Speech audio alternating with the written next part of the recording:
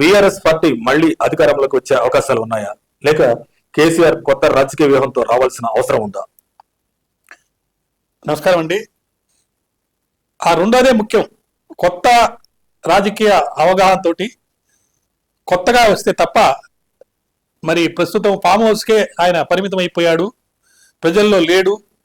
అవినీతి పరంగా ఆ ప్రభుత్వం 2 పర్యాయాలు కూడా చాలా తప్పుడు కార్యక్రమాలు చేపట్టారు అని చెప్పి ఎక్కువ మంది అనుకుంటున్నట్టుగా మనకు అవగాహన అవుతుంది. కాబట్టి ఖచ్చితంగా రాజకీయంగా ఒక మంచి కేసీఆర్ స్థాయిలో ఎత్తుగడ చేసుకొని, అవసరమైతే బీజేపీ తోటి కలుపుకొని, బీజేపీ వాళ్ళ సహకారం అది ఎక్స్టర్నల్ గానా ఇంటర్నల్ గానా అనేది నేను చెప్పలేను, కానీ చేసుకొని ముందుకు వస్తే మటుకు మరి 2వ స్థానంలో ఉన్న బీఆర్ఎస్ పార్టీ కాంగ్రెస్కి సరైన రీతిలో ప్రత్యామ్నాయంగా వచ్చేదానికి అవకాశం ఉంది.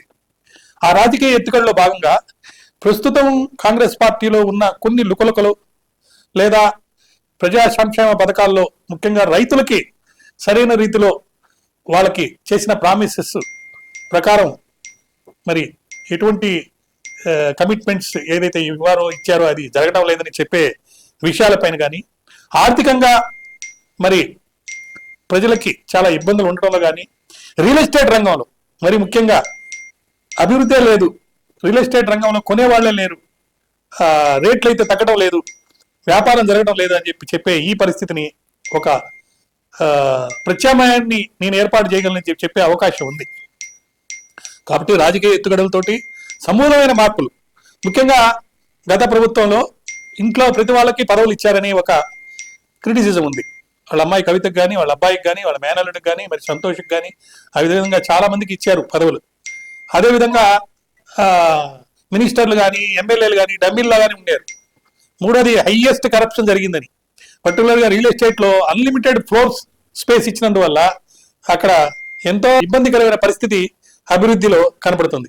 ఎక్కడో కొన్ని ఎకరాలు పొలం హైయెస్ట్ రేటుకి అమ్మినంత మాత్రాన అది అభివృద్ధిగా మనకు కనపడదు.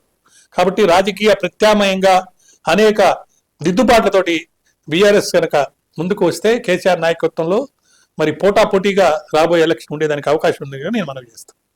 మరిన్ని అప్డేట్స్ కోసం మా కాయ్ టీవీని సబ్స్క్రైబ్ చేసుకోండి. మా వీడియో కనుక మీకు నచ్చినట్లయితే లైక్ చేయండి, షేర్ చేయండి. మీ విలువైన అభిప్రాయాలను కామెంట్ బాక్స్లో తెలియజేయండి.